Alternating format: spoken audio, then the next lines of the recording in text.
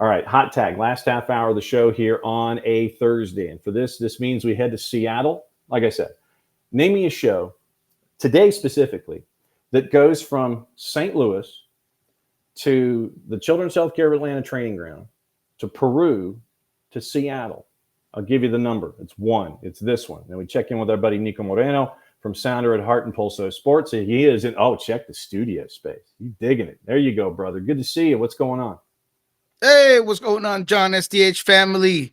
Excited to be on here on a gorgeous morning here in the PNW, especially after the Seattle Sounders make history once again, becoming the first MLS team to be in 2 Leagues Cup finals. We were there in Vegas a while back when the Sounders lost to Leon.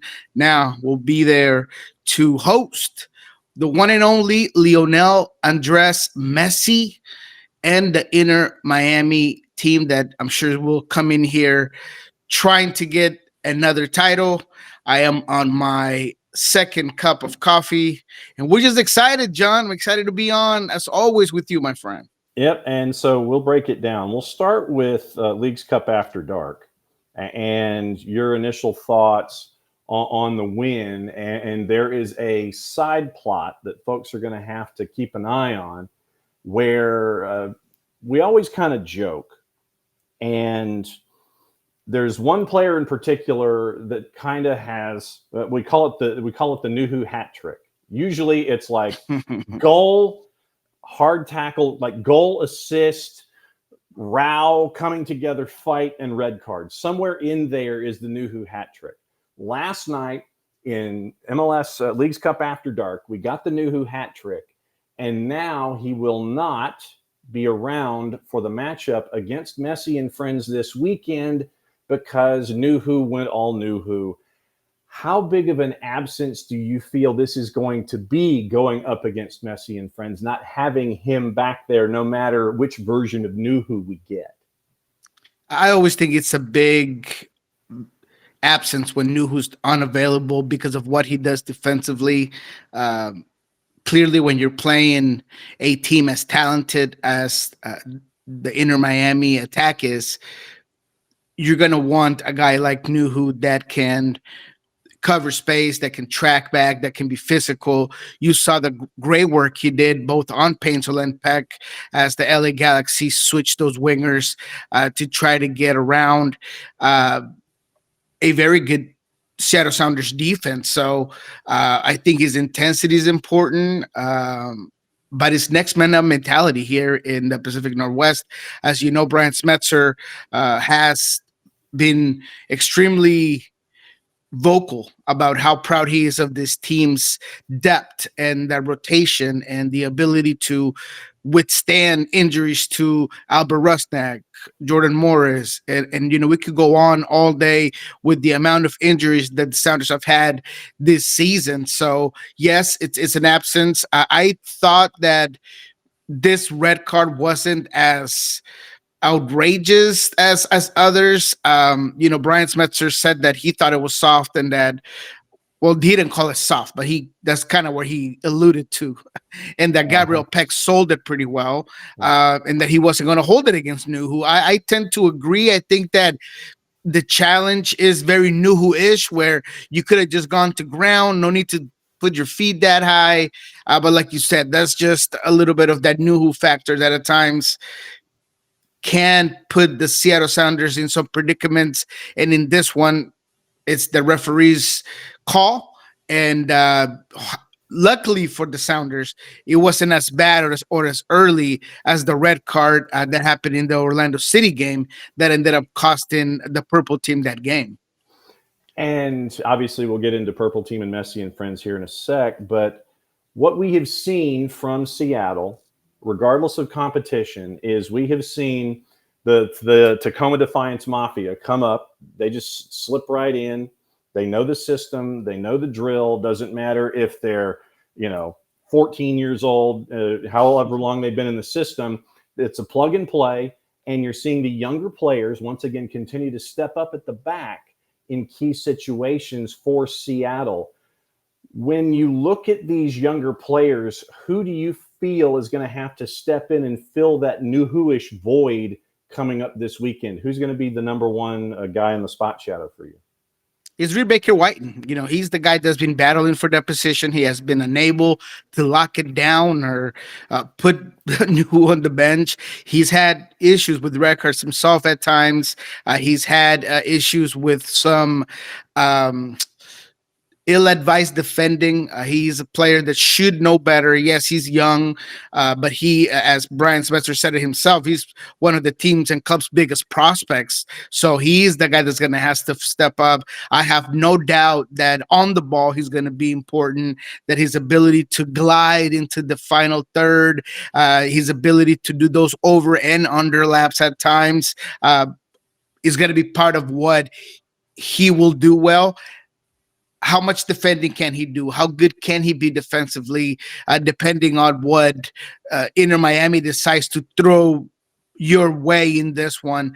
I think that he's going to have to check himself for it. Look, it's not easy. And look, I understand that the Sounders, if they were ever going to play Lionel Messi and Rodrigo De Paul and Alba and Busquets in the final, a year when they played PSG and Atletico de Madrid and Botafogo, it's probably the best case scenario because you've already checked those emotions. You've put your, body into a position where you can play at that level.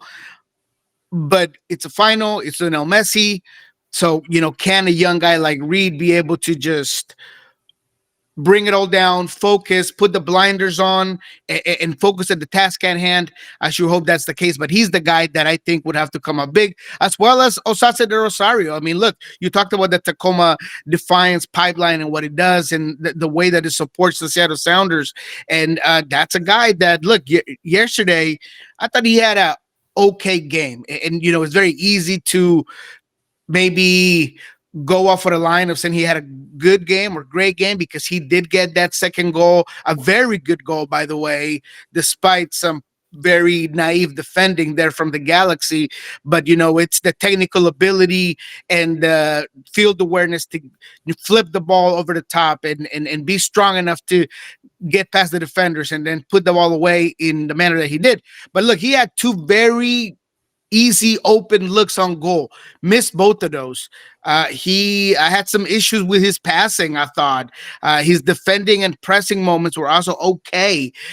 So I am hoping that he grows from this game and can be even more effective against, and will need to, let me rephrase that, and will need to be a lot more effective against Inter Miami because, again, I think that the Seattle Sounders have a great blueprint on what not to do against Inter Miami because Orlando City had the opportunity to put away Inter Miami early and they did not. And when you give Messi time and you don't keep your foot on the neck of the Inter Miami team, they're going to come back and bite harder. So Osasa de Rosario will have to be more clinical in front of goal. He's going to have to be more sharp on his link-up play. But yes, that's another young guy, despite being 24, youngish guy that will have to step up in that final here at Lumen Field. I thought it was interesting that, and it goes to the depth and the approach that what we've seen from Seattle is that I'm going to name the starting 11, and I'm going to go through the bench real quick. And there's going to be a name that's missing. And I want to see if everybody picks up on the name who's missing. I know you will, but I want to see if everybody else in the beat as I run through these names catches the name that's missing.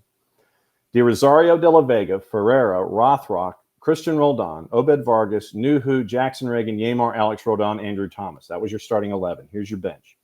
Bell, Fry, Baker Whiting, Leyva, Souza, Baker, Brunel, Minungu, Castro, Kim Ki-hee, and Kalani Kosarienzi. Someone is missing from that. Danny Musovski was not anywhere close. Danny Musovski, I imagine, was either in street clothes, hanging out in a box, or kicking it back somewhere. for Musovski, who is on, he is on a heater. I mean, literally, you take him to the Snohomish Casino and you get him rolling right now. You take him and it's like, whatever you pick, bro, I'm right behind you. He's on a heater right now. And he was kept out of this match against LAG, not getting a sniff of getting dressed out or nothing.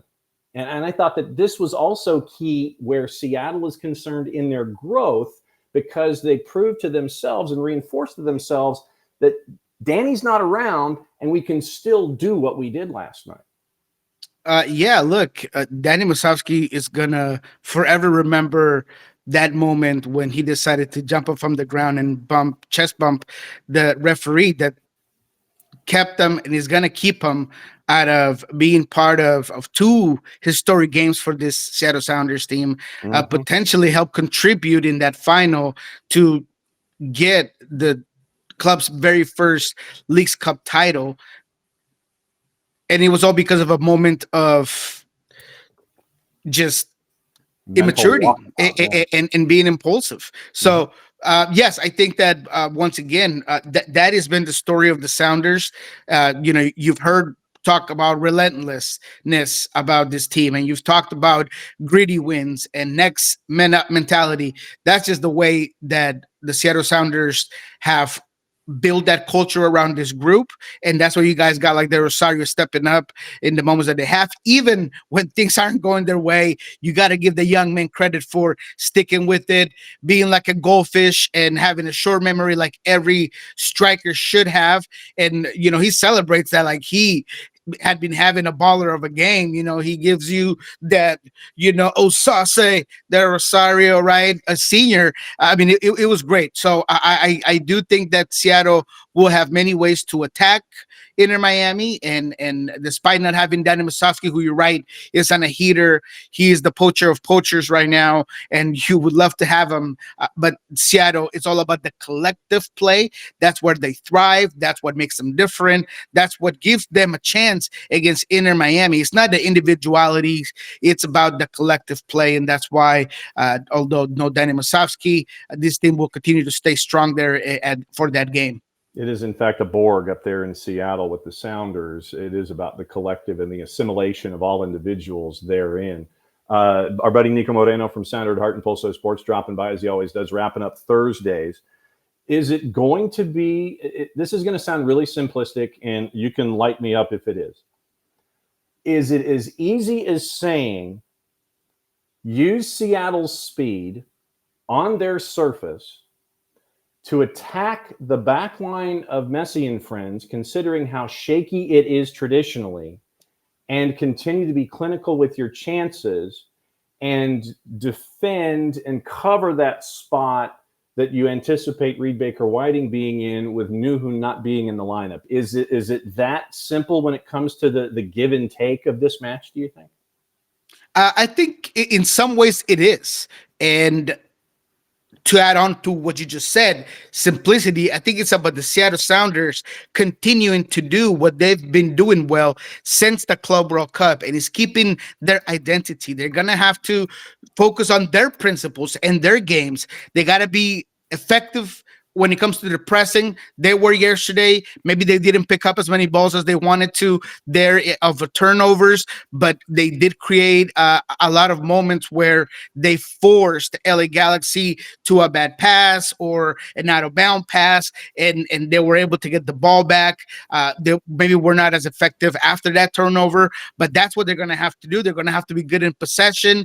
They will have to use that speed, like you said, to attack the open spaces that will, I'm guessing, is going to be in Frey on that side. So whenever he gets forward, he's a guy that has the physicality to play good defense, but I would still expose that side. Pepe de la Vega, Pedro was cooking against the LA Galaxy, and I expect him to cook once again against Inter Miami. He's going to be extremely important for what Seattle does on that left side. And then on the right side, that's where I think Seattle's going to have to do a lot more of that, taking advantage of the moments that Jordi Alba gets forward.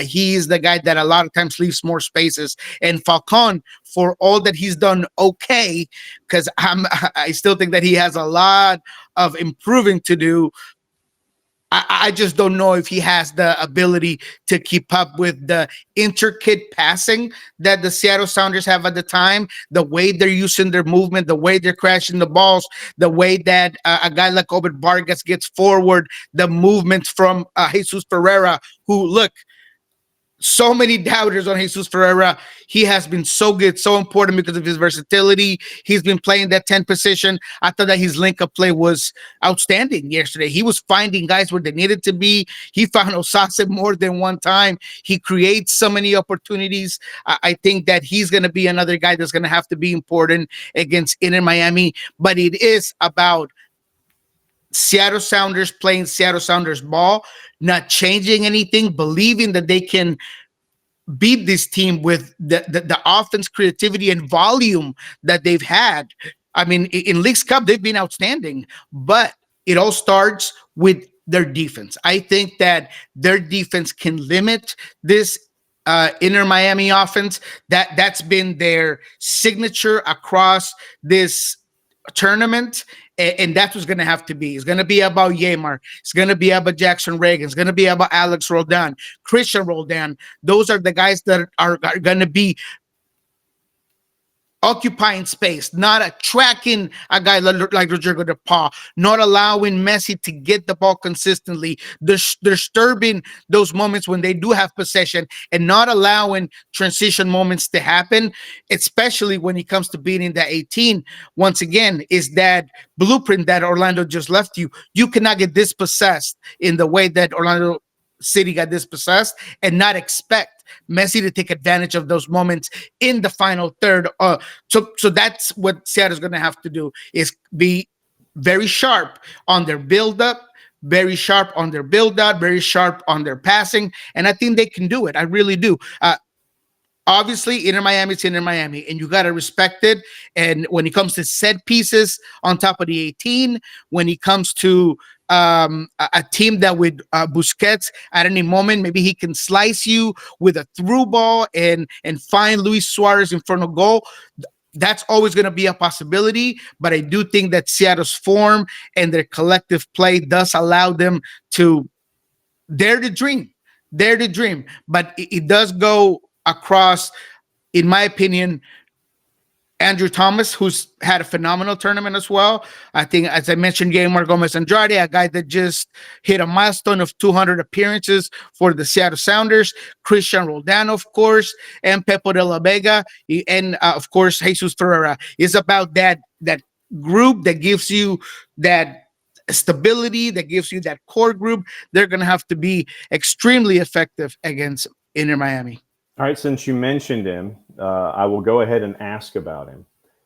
Since Rodrigo De Paul has walked in the door for Messi and friends, it is evident and it's reinforced how much of a bad man Rodrigo De Paul is out there. What has he brought to Messi and friends that either they didn't have before or they've reinforced adding him to this starting lineup?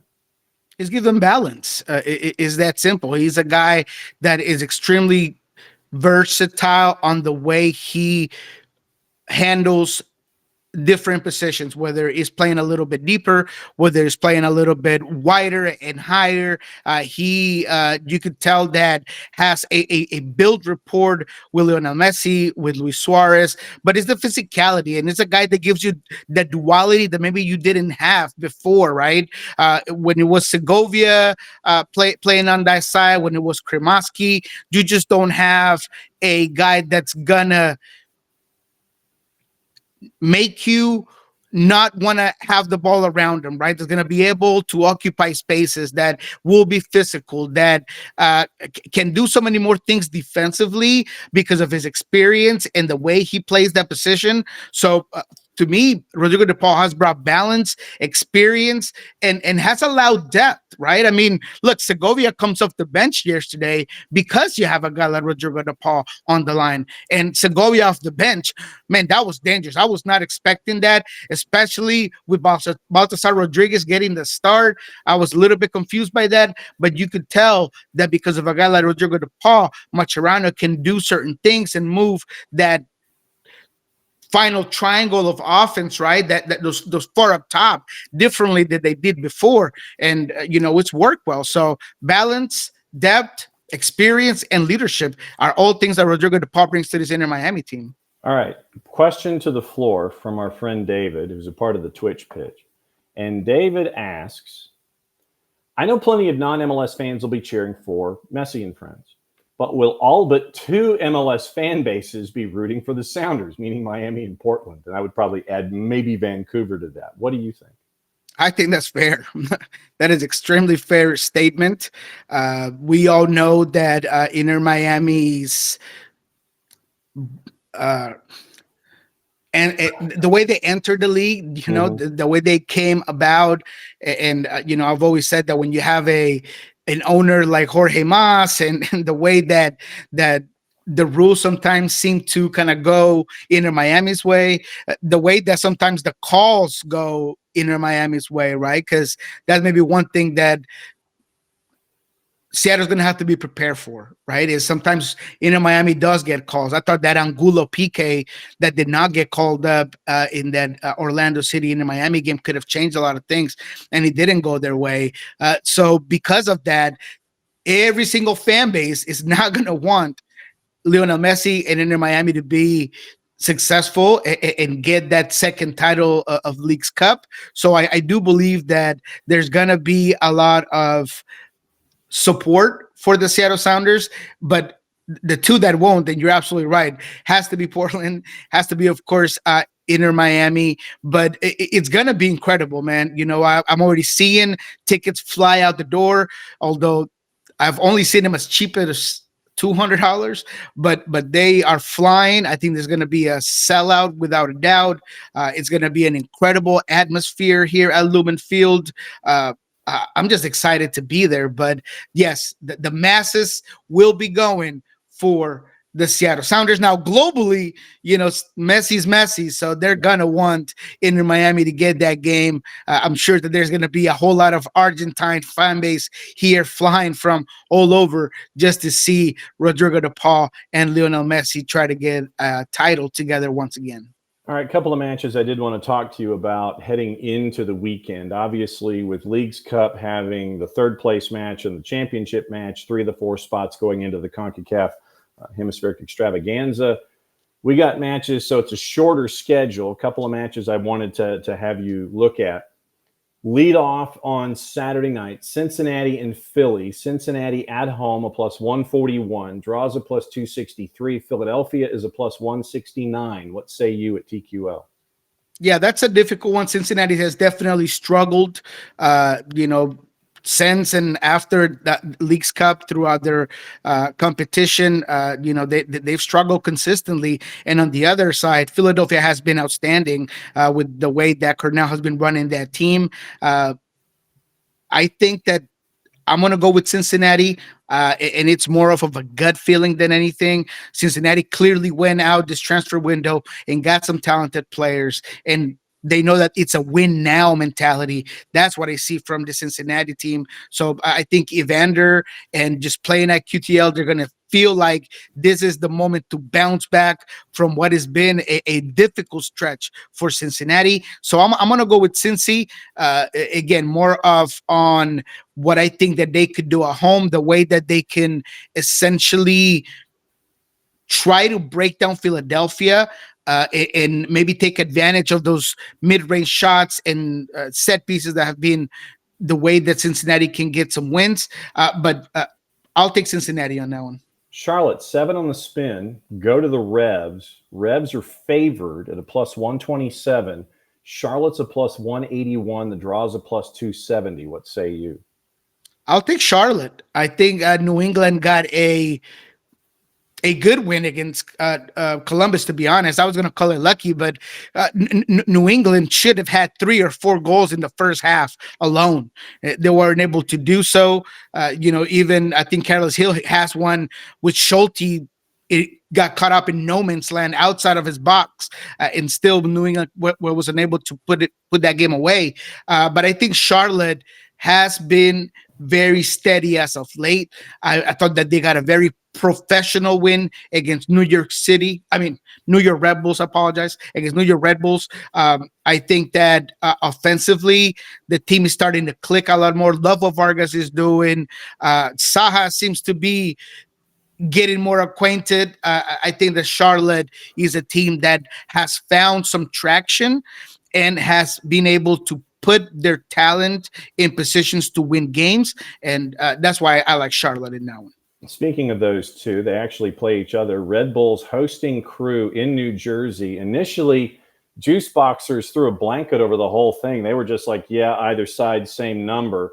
It has now shifted. Red Bulls are a slight dog.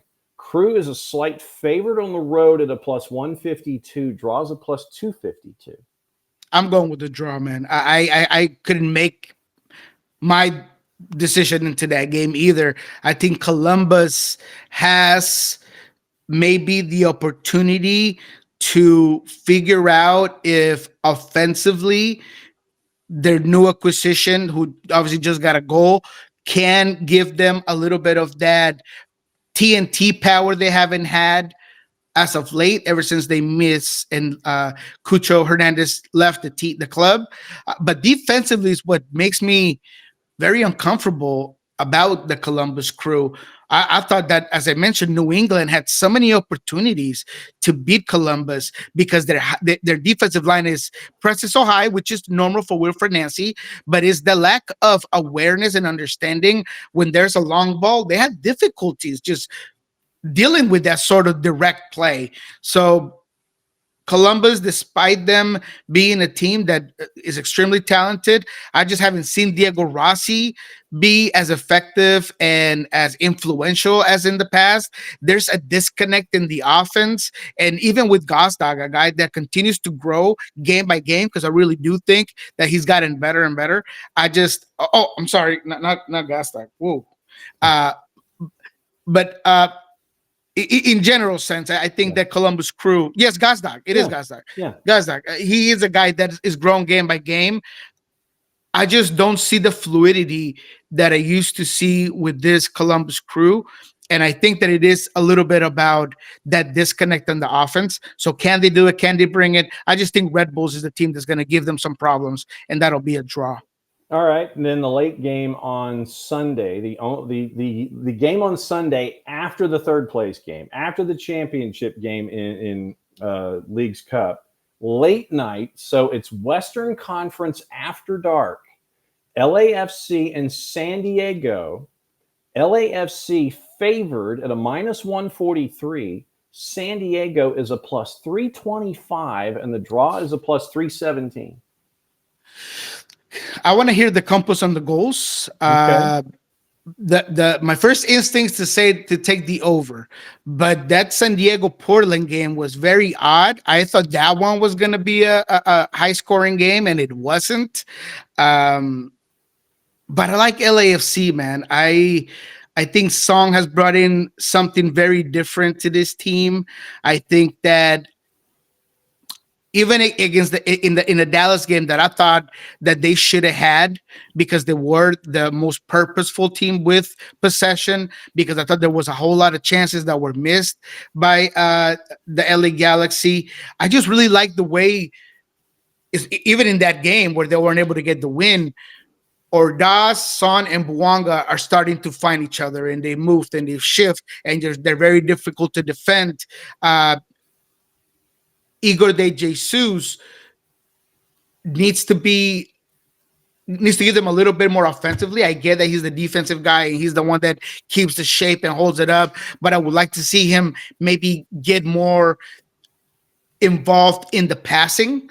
But other than that, man, I just think LAFC is too much offensively for San Diego, and I think they'll take this game. I think that it'll be LAFC, but what's the compos on the goals? 3.5 is a plus 139. 4.5 is a plus 314. Oof, no, that's a little bit too rich for my blood. But yeah, the 3.5 could be possible, but I do like LAFC. Look, San Diego is still a very good team, and San Diego can cause some issues, but there is a lot of dependency of what will Dreyer do.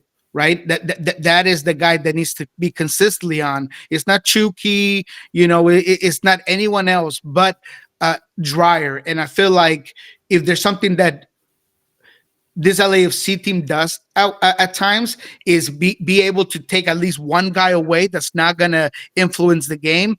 And that could be Anders Dreyer. And to me, if he is unable to get in the game and be effective, that just really reduces San Diego's chances to win. So I'll take LAFC. And the 3.5 is not bad. All right, so hit the promo for me. What's going on as you guys are getting ready for the championship, the Campeón de Campeones, the Leagues Cup? What's the story?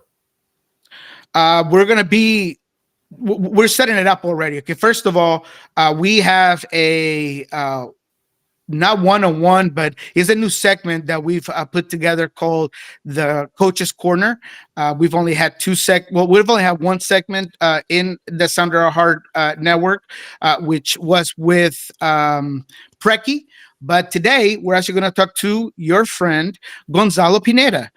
We are going to have him on. We're going to have him talk about, his experience with Atlanta, his experience in Mexico. Of course, we're going to ask him about this huge moment for the Seattle Sounders. So go ahead and check that out now when it comes to this final, and everything is going to be surrounding this event. We'll be at every single practice, of course. I'm sure Friday is going to be a spectacle here, Saturday as well. So Pulso Sports is going to be on the ground with boots running, bunch of soldiers trying to give you guys every single piece of content that this provides, preview to the game, during the game, and post game, of course. So we're going to be in the mix zone, try to get absolutely every interview. On Friday, we're going to have, as always, what we learned this week with Jeremiah Oshan, where we'll tell you what we learned from this game on Wednesday, what the lineup could look like on Sunday. We will try to provide a little bit of insight on what that Friday practice looked like. So if you want to know where the Sounders at, what happened that Friday, check out what we learned this week with Jeremiah Oshan. That should be up on the Nos Arietes and Sound Our Heart podcast network. Around afternoon Friday. And then, of course, Monday, we'll figure out whether it's a happy Monday or a sad Monday in the Pacific Northwest. I'm sure we'll spend a lot of time, if not most of the show, all the show, on this result of whatever happens between Inter Miami and the Seattle Sounders. And as always, my friend, it's great to see you. Have a fun weekend in what we anticipate is going to be a raucous Lumen Field up there, and please make sure that you get all the intel that you need at the Providence and Swedish gas station and delicatessen, and we will catch up with you next Thursday. Get all the intel, getting ready for everything. Thanks as always, my friend. Love you very much, and we'll catch up with you next week. You're the man, John.